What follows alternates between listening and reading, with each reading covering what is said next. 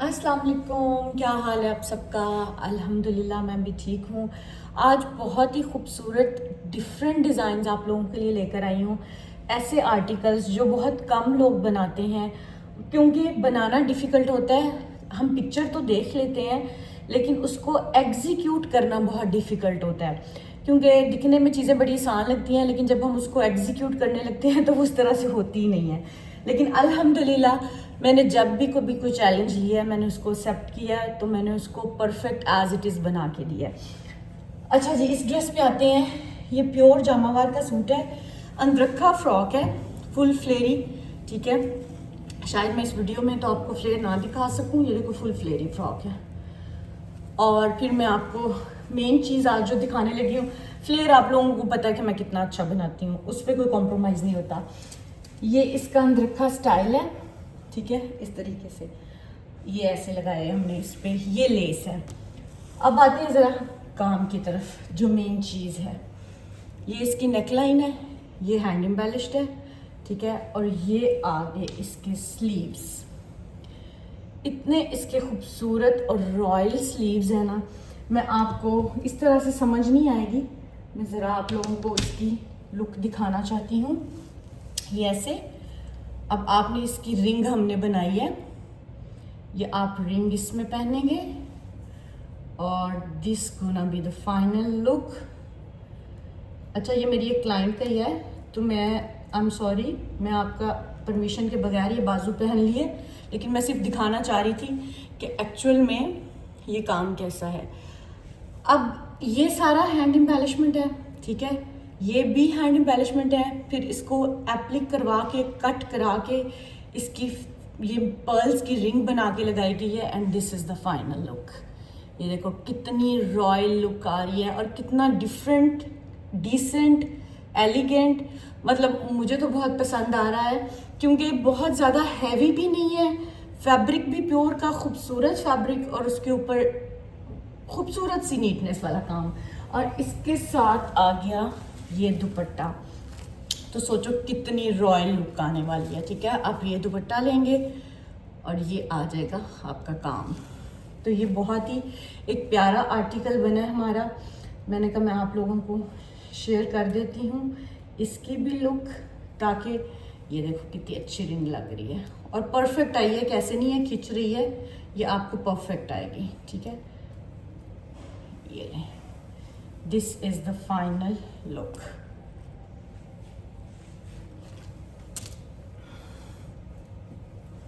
Next article दिखाती हूँ। अच्छा जी, नेक्स्ट आर्टिकल पे आते हैं, और ये बनारसी का ड्रेस है। और मुझे जो है ना, बनारसी से मुझे कितना प्यार है सबको पता होगा। ये देखो, ये इसकी नेक लाइन है, बहुत ही खूबसूरत। किसी आपको उसकी ज़रूरत नहीं है ऑर्नामेंट्स पहनने की। ये इट्स सेल्फ ही ऐसे लग रहा है कि बड़े कोई आपने ज़बरदस्त रानी हार पहने हुए हैं। ठीक है, और ये आगे इसके स्लीव्स, ये इसमें पूरा इस तरीके से स्प्रे है। और बनारसी में आप लोगों को बताती हूँ कि अगर आप अफोर्ड कर सकते हैं तो फुल सूट बहुत खूबसूरत लगता है। एक्सपेंसिव फैब्रिक होता है तो यूजुअली लोग प्लेन ट्राउज़र के साथ चले जाते हैं, बट इसकी जो लुक है वो फुल सूट के साथ आती है। और इसकी बैक साइड पे ये मैंने कस्टमाइज़ करवा के टसल्स लगवाए हैं सेम कलर के, और बहुत ही एक डिसेंट सी लुक आ रही है इस ड्रेस की। इसके मैं आपको ट्राउज़र्स दिखा देती हूँ। ट्राउज़र्स बनारसी के जब भी बनाती हूँ तो कोशिश होती है कि मैं क्लाइंट से पूछ लूँ या तो फ्यूजिंग या लाइनिंग, दोनों चीज़ें लगवा के, क्योंकि ये प्लेन अगर हम बनाएंगे तो ये चुभते हैं, तो ये कभी भी आपने गलती नहीं करनी। ठीक है, और थर्ड आ गया इसका प्योर का दुपट्टा।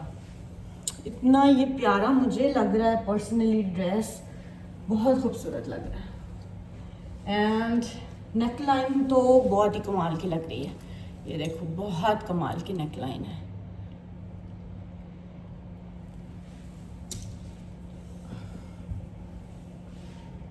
मैंने कहा चले आपको इस तरह से भी पूरी लुक डमी के साथ भी दिखा दी जाए। एक वीडियो को ना इतनी तरह से शूट करना पड़ता है, कभी मुझे लगता है ऐसे नहीं सही लग रही, कभी मुझे लगता है ऐसे नहीं सही लग रही। मुझे सेटिस्फेक्शन नहीं हो रही होती, क्योंकि वीडियो जो है वो आर्टिकल को उस तरह से जस्टिफाई नहीं करती जैसे रियल लाइफ में खूबसूरत लग रहा होता है। और ये एक तो कलर बहुत प्यारा था, ऊपर उसकी काम भी बहुत प्यारा है, नेक लाइन उसकी बहुत खूबसूरत है। बहुत ही, मुझे तो एक अनारकली स्टाइल टाइप फीलिंग आती है ऐसे कपड़े देख के, डिज़ाइन करके। और ये आगे फाइनल लुक। अच्छा जी, ये वाले कुछ आर्टिकल हैं मेरे एम्ब्रॉयडर्ड विद ब्लॉक प्रिंटिंग, और ये अमेरिका में होती हैं, वो भी बुटीक का काम करती हैं, तो उनके बन के जाते हैं हमारे यहाँ से डिफरेंट साइज़ में, लाइक मीडियम, स्मॉल, लार्ज, जितनी जितनी क्वांटिटी उनको रिक्वायर्ड होती है। तो मैंने कहा ज़रा आप लोगों को ये वाले डिज़ाइंस भी दिखा देती हूँ। ये भी किसी डिज़ाइनर्स के ही हैं, उन्हीं को ही हम करते हैं कस्टमाइज़, और फिर वो अपनी बुटीक पे जो है वो उसको सेल करती हैं। अच्छा, मैं ना आजकल लोकल मार्केट में नहीं जा रही, वीडियोस नहीं अपलोड कर रही, क्योंकि अभी इंशाल्लाह कुछ दिनों में आप लोगों को अच्छी सी गुड न्यूज़ दूंगी। तो मेरा दिल ये चाह रहा है कि मैं अपने जितने भी ऑर्डर्स हैं उनको कंप्लीट कर लूँ, पेंडिंग ना छोड़ूँ। तो इस वजह से मेरे जितने भी ऑर्डर्स हैं ना क्यू में लगे हुए, मेरा सारा फोकस उनकी तरफ है, और मेरी कोशिश है कि जल्दी से जल्दी मैं सारे ऑर्डर्स जो हैं कंप्लीट करा दूँ, क्योंकि अगर मुझे कहीं जाना पड़ जाए तो ये ना हो कि वो लोग पीछे से मुझे कांटेक्ट करते रहें और मैं अवेलेबल ना हूँ। तो इस वजह से मैं किसी को भी जो है ना वो ड्रैग नहीं करना चाहती, तो बस मैं जल्दी से ऑर्डर्स कंप्लीट कर रही हूँ। बहुत जल्द आप लोगों को लोकल मार्केट से न्यू वैरायटी दिखाऊंगी। आई नो कि लॉन शॉन सब आ चुका है। तो चलें जी, थोड़ा सा साथ में पिज़्ज़ा बना लेते हैं। आज ना मिरहा ने मुझे कहा कि मामा लंच में एक बच्चा पिज़्ज़ा लेकर आया हुआ था, तो मेरा बहुत दिल चाह रहा था खाने का, can you make for me? तो मैंने कहा क्यों नहीं बेटा, हम बना लेते हैं, इसमें कौन सी बड़ी बात है। अच्छा, इसकी डो मैंने पहले बना के रख दी थी 3-4 घंटे पहले, और बहुत सिंपल सी इसकी डो बनती है, इसमें कोई रॉकेट साइंस नहीं है। घर में अपने बच्चों को हेल्दी खाना बना के दिया करें। मैंने भी शादी के बाद सारी बेकिंग जो है वो मम्मा से ही सीखी है, और इसमें मैं 1 kg मैदे की डो बनाती हूँ यूजली, और इसमें मैं क्योंकि थिन क्रस्ट पिज़्ज़ा बनाती हूँ तो तकरीबन 6 पिज़्ज़ाज निकल आते हैं। तो इसमें आपने करना कुछ भी नहीं, 1 kg आपने मैदा लेना है, उसमें आपने 1 टीस्पून सॉल्ट डालना है, उसमें आपने पहले 600 ml वाटर लेके थोड़ा सा ल्यूक वार्म करके, उसमें अगर तो सर्दियां हैं तो आप अराउंड 18 ग्राम यीस्ट डाल दें, अदरवाइज़ एक पैकेट होता है 11 ग्राम का, वो भी चल जाता है। और थोड़ी सी उसमें एक स्कूप चीनी का डाल दें, वो थोड़ा उसको ना कर देगा, राइस कर देगा, और उसी से अपने आटे को गूंदना है, और ऑयल थोड़ा सा डाल देना है, लाइक 1/4 कप, और वो अपने डो को जो अच्छे से नीट करके आपने रख देना है किसी वार्म प्लेस पे। और जनाब 3-4 घंटे बाद बहुत अच्छी डो आपकी रेडी हो जाती है, गर्मी में तो घंटे बाद हो जाती है। और उसके बाद पिज़्ज़ा सॉस लगाएं, अपनी मर्ज़ी की टॉपिंग्स लगाएं। बच्चे मेरे जो हैं वो सिर्फ चीज़ और चिकन लगाते हैं, लेकिन हम घर वाले सारी उस पर वेजिटेबल्स भी लगा लेते हैं, ऑलिव्स भी, मशरूम्स भी। ये आपकी अपनी चॉइस है कि आपने टॉपिंग्स किस तरह से करनी है। चीज़ की एक लेयर आपने नीचे लगानी है, फिर आपने टॉपिंग्स लगानी है, फिर उसके ऊपर आपने चीज़ की एक लेयर लगानी है, और आपने इसको बेक कर लेना है फुल उस पर। आप ये बेक होता है, अब डिफरेंट ओवन्स की डिफरेंट स्पीड होती है, लेकिन आपने इसको 320 पे बेक करना है। लगाती हूँ तो मुझे बहुत क्वेरीज होती हैं, रेसिपी शेयर करें, रेसिपी शेयर करें। तो मैंने कहा चलो अब मैं आप लोगों को ना छोटी छोटी रेसिपीज़ भी बता दिया करूँगी, ताकि आप घर में अपने बच्चों के लिए हेल्दी चीज़ें बना सकें बाज़ार से मंगवाने की बजाय। और घर में आप चाहें जितनी मर्ज़ी क्वांटिटी में बनाएं तो उसमें कोई प्रॉब्लम नहीं होती। बाज़ार से आपको पता है कि लिमिटेड क्वांटिटी में चीज़ें आती हैं, और सेकेंडली वो भी पड़ी रहती हैं, खाने के काबिल नहीं होती। और घर में माशाल्लाह आप जितनी मर्ज़ी चीज़ बना लें, ज़्यादा बना लें, वो माशाल्लाह खाई जाती है, क्योंकि फ़्रेश होती है, और फ़्रेश चीज़ का एक अपना ही टेस्ट होता है। जब मैंने पिज़्ज़ा नहीं खाया था फ्रेश, जब मैंने शादी के बाद ही मामा के हाथ से खाया, तो यकीन माने मुझे उसके बाद कभी किसी कंपनी का, किसी भी उसका फूड आउटलेट का पिज़्ज़ा अच्छा नहीं लगा। हम घर ही बनाते हैं। तो जब आपको आदत हो जाएगी ना, जैसे कि डोनट्स हम घर बनाते हैं, मुझे कभी किसी के डोनट्स नहीं अच्छे लगे। और स्पेशली मुझे ना मेरे रिलेटिव्स भी हैं, अक्सर मेरी फ्रेंड्स वो फरमाइश करती हैं कि यार आज डोनट बना दें। डोनट्स भी मैंने पिछले दिनों बनाए थे, लेकिन उसकी मैं वीडियो नहीं आप लोगों के लिए शूट कर सकी। वो भी इतने मज़े के लगते हैं। गरम गरम डोनट खाने का जो मज़ा है ना, वो दुनिया में कहीं नहीं है। तो जनाब यहाँ पे तकरीबन 4 से 5 पिज़्ज़ाज हमारे रेडी, 4 पिज़्ज़ा मैंने रेडी किए थे। एक की मैंने डो रख दी थी, मैंने नेक्स्ट डे वो मूसा को बेक करके दिया था। 2 जो हैं वो वेजिटेबल्स के साथ बनाए थे, और 2 जो हैं वेजिटेबल्स के बगैर बनाए थे। बहुत ही मज़े की आई थी। एक की स्टफिंग भी की थी चीज़ की साइड्स पे, और बाकी जो है वो हमने इस तरह से ही बना लिए। और माशाल्लाह से हम घर में सारे मिल के काम कर रहे होते हैं, असेंबलिंग वगैरह ये वो, ताकि जल्दी भी हो जाता है और सब फिर मिल के बैठ के जो है खाना इंजॉय भी करते हैं।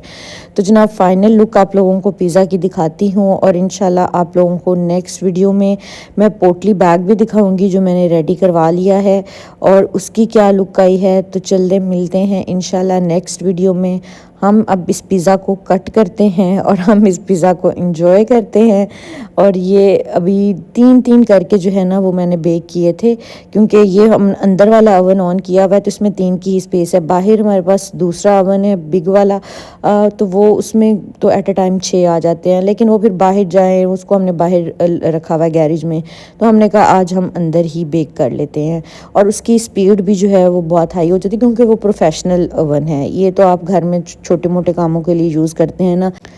अच्छा, एंड पे अगर आपने ओरिगेनो स्प्रिंकल करना है वो आपकी अपनी चॉइस है, चिली फ्लेक्स स्प्रिंकल करनी है वो भी आपकी अपनी चॉइस है।